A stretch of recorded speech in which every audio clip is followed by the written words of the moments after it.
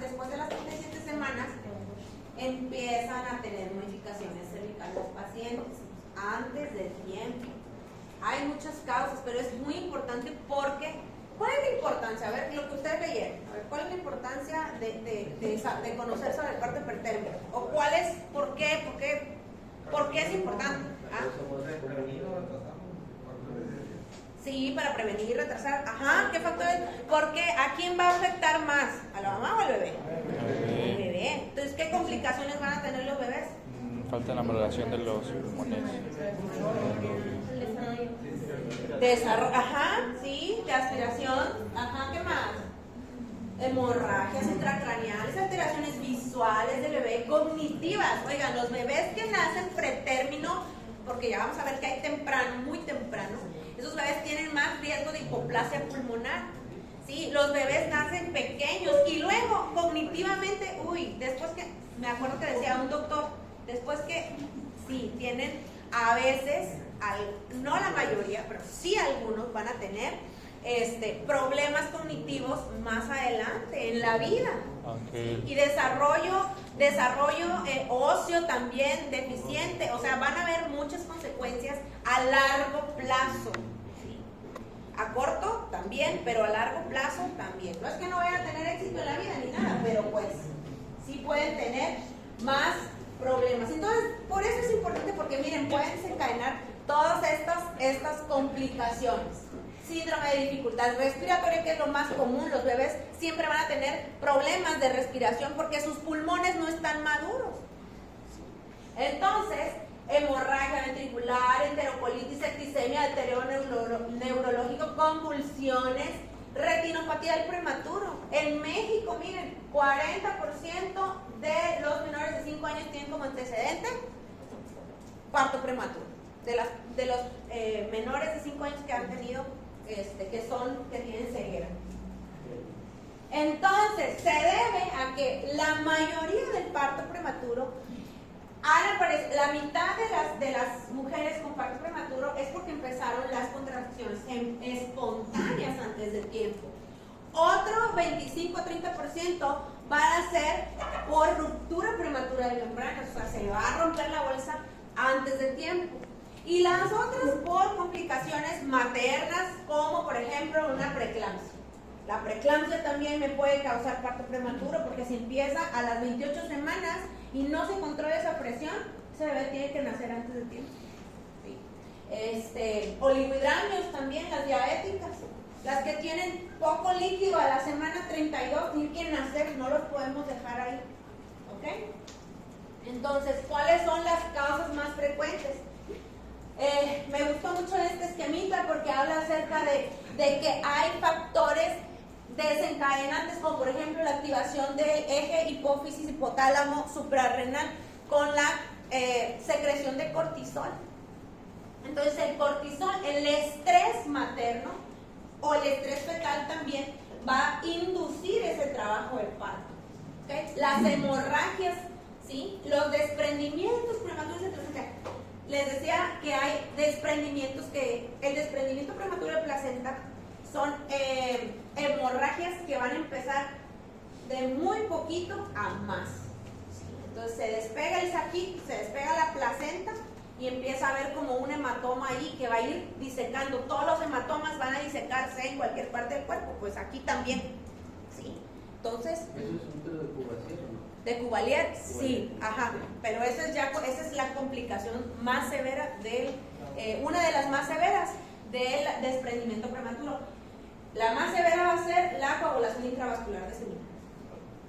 Bueno, entonces, otras cosas, y una de las causas más importantes son las infecciones. ¿Sí? La infección intraamniótica es de las más comunes que va a haber, creo que es la más común dentro del trabajo de parto, ¿ok? Otra cosa que puede ser un útero muy grande que se distendió gigante porque, por ejemplo, hay polidramnios o macrosomías, hay bebés que nacen arriba de 5 kilos o que están muy grandes para la edad gestacional, también van a tener, o alguna anomalía uterina. Por ejemplo, un útero bicórneo o didelfo, que es muy raro que se embaracen, pero sí ha pasado. Entonces, esas van a tener más riesgo de parto pretérmino. No viene en el libro, pero yo que lo aprendan, porque tienen que saber que hay causas, hay clasificaciones. La más general son los espontáneos y los diatrógenos, ¿sí? Esa es la más general. Pero hay partos pretérminos tempranos, muy tempranos y tardíos, ¿sí? Todos suceden antes de las 37 semanas, ¿sí? Los partos o las amenazas de parto pretérmino, los partos que suceden antes de las 37 semanas, así se van a clasificar. Muy temprano, desde las 20 hasta las 23.6 semanas. O sea, el libro dice menos de 24 semanas también, ¿eh? Tempranos entre las 24 y las 33.6 semanas y ya tardíos entre las 34 y las 36.6 semanas de gestación. Factores de riesgo, un chorro. La guía de práctica clínica me gusta porque pone bajo riesgo, de factores de bajo riesgo y de alto riesgo. Y miren, todas estas cosas de alto riesgo, la más importante es un parto pretérmino anterior, ¿sí? Un parto o pérdidas consecutivas, más de 3 pérdidas en anteriores, ¿sí? ¿Qué más? El gemelo, esos gemelares tienen, o sea, un embarazo gemelar tiene un chorro de complicaciones, ¿eh? Y significa tener cuidados demasiados, porque pueden tener partos pretérminos, ruptura prematura de membranas, pueden tener preeclampsia, pueden tener diabetes, restricción y síndrome de transfusión feto-feto, muchas cosas, ¿sí? Entonces, por eso es importante el gemelar. Eso es dentro del factor de riesgo más alto. ¿Qué más? Aquí está la longitud cervical, que vamos a verla más adelante. Pero miren, de bajo riesgo están las vaginosis bacterianas. O sea, las infecciones vaginales que puedan tener las señoras, la obesidad, el tabaquismo y por ahí está al final, pero la enfermedad periodontal. ¿Se acuerdan que les había dicho que tenemos que mandar a las pacientes para su revisión con el dentista? Si no van a desencadenar un trabajo de parto solamente por una caries, imagínense. A veces le buscamos por todos lados, no hay infecciones. ¿Se puede hacer? No, tiene caries.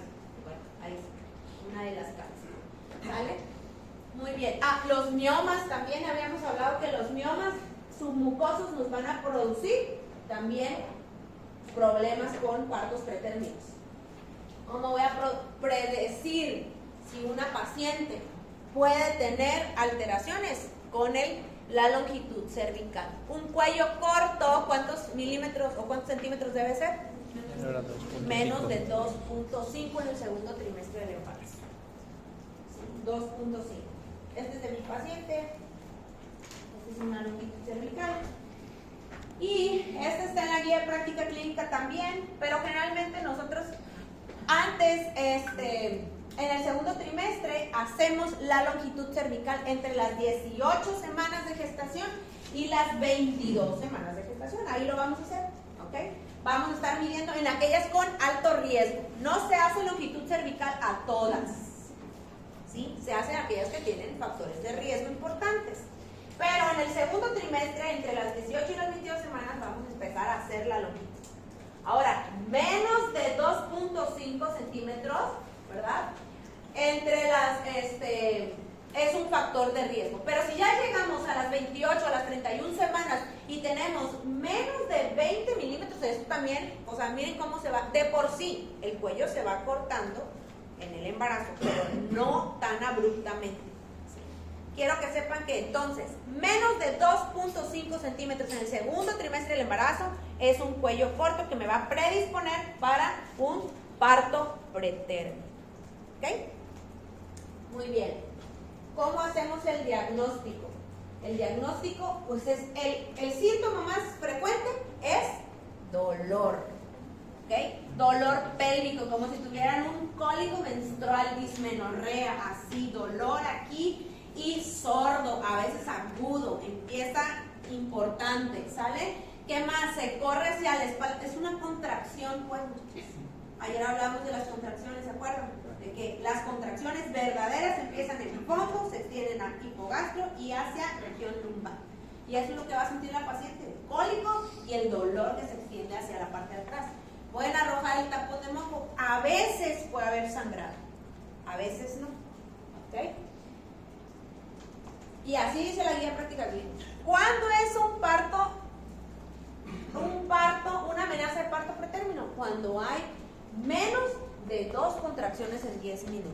Menos de 2 contracciones en 10 minutos, o menos de 4 contracciones en 20, o menos de 8 contracciones en 60 minutos. Generalmente las medimos 10 minutos porque no tenemos tanto tiempo, ¿verdad?, para estar atendiendo a la paciente, pero si en 10 minutos tiene menos de 2 contracciones, es una amenaza, no que esté establecido el parto pretérmino. La amenaza también es que hay menos de 3 centímetros de dilatación, ¿ok? Y casi no hay cambios cervicales. Menos de 3 centímetros de dilatación y menos de 2 contracciones en 10 minutos, ¿va? Parto pretérmino, pues es lo contrario, es más de 4 contracciones en 20 minutos. Miren, 4 contracciones en 20 minutos. Para eso ponemos el registro cardiotocográfico también, ¿vale? Para estar valorando las contracciones. Más de 3 centímetros y con ya muchas modificaciones cervicales. Está muy blandito el cervix, está bien acortado, sí, está borrado más del 80% y puede haber alteraciones en las membranas o no, o sea, se rompieron o no, ¿verdad? Doctor, ¿en el parto pretérmino es menos de 4 o más de 4? No, más. Amenaza es menos, ¿sí? Amenaza es menos y parto pretérmino es más, ¿ok? ¿Cómo voy a vigilar mis contracciones? Pues con el registro, como les decía. Miren, este es el registro cardiotocográfico. A toda paciente que empieza con contracciones se les tiene que poner para medir con el tocodinamómetro, así como dice su libro. El tocodinamómetro es la parte más, la que está allá arriba en el fondo. El otro que está aquí abajo es el Doppler, que va midiendo la frecuencia cardíaca fetal. Y entonces ahí vamos a ver, la rayita de hasta arriba son las frecuencias cardíacas. Y lo de abajo, las ondas estas, son las contracciones. Así se miden en el tocodinamómetro. ¿Cómo se va a hacer también el diagnóstico? Hay algo que se llama fibronectina fetal. La fibronectina fetal es una proteína que va de la matriz extracelular, que va a estar entre el corión y la decidua. Normalmente se puede encontrar en menos de la semana 20 de gestación, pero si encontramos fibronectina fetal más de la semana 20 de gestación, esto nos predice que puede haber un parto pretérmino, ¿sí? Entre la semana 24 y 34 ya, o sea, sí va a haber un parto pretérmino en los próximos 7 días. Todo es, predice un parto pretérmino en los próximos 7 días. Y se toma una muestra de vagina y se manda, ya vienen los blisters para hacer la determinación. No hay algo, sí. Es independientemente de la muestra, si yo lo tomo este día o el día tercero, a los 7 luego ya va a tener el parto. O sea, es la media. 7 días puede desencadenar el trabajo de parto. ¿Puede prevenir? Sí, ahorita vamos a hablar acerca de esto. En la prevención, bueno, uno es estar vigilando. La paciente, ¿cómo vamos a prevenir? Con un buen control prenatal, muchachos. Para eso sirve el control prenatal. Ahí voy a determinar, tiene una infección, la trato. Va al dentista, vámonos. Hágase su tratamiento de las caries. Tiene, ¿cómo se llama? Empieza con sangraditos, vámonos. Progesterona, ¿sí? Progesterona en reposo. No se ha visto mucho que el reposo sea un factor, o sea, que te vaya a aumentar o te vaya a disminuir.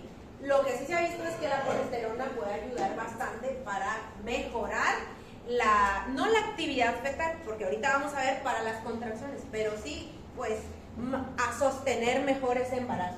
Y se pone vía vaginal. Puede ser en pacientes con cuello, con cervix corto, embarazos gemelares. Y se deja hasta la semana 36 del embarazo. No le va a pasar nada al bebé. ¿Sí? En aquellas que tienen riesgo de parto pretérmino también lo ponemos. Ahora sí, tratamiento, sí. ¿Puedes repetir lo de La de la progesterona.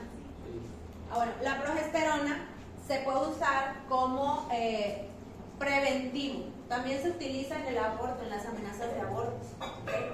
La progesterona, pues acuérdense que es la hormona del embarazo y es la que me va a permitir mantener a mi embarazo ahí. Yo les explico a los pacientes, es como que van a mantener pegado el embarazo, pues, para que no se venga, ¿sí? ¿sí? Entonces, le damos la progesterona a aquellas pacientes que tienen cervix corto, que han tenido embarazos previos, pretérminos, las mujeres con gestaciones gemelares, y estas pacientes las podemos empezar desde antes de la semana 24 y las podemos prolongar su uso hasta la semana 36 del embarazo. ¿Por qué a la semana 36 del embarazo? ¿Qué se imaginan ustedes? Sí, dilo.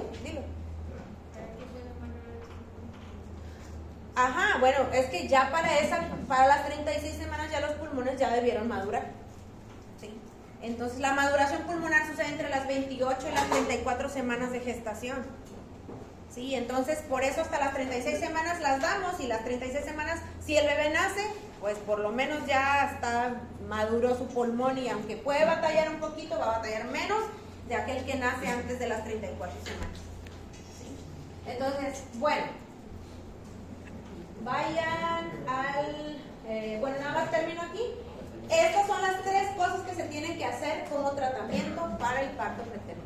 El uso de relajantes musculares o tocolíticos, que es lo mismo, el sulfato de magnesio y pero muy importante, los corticosteroides.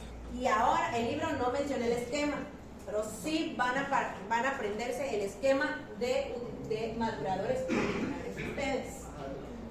¿Sí? No está difícil. ¿Ok? No está difícil.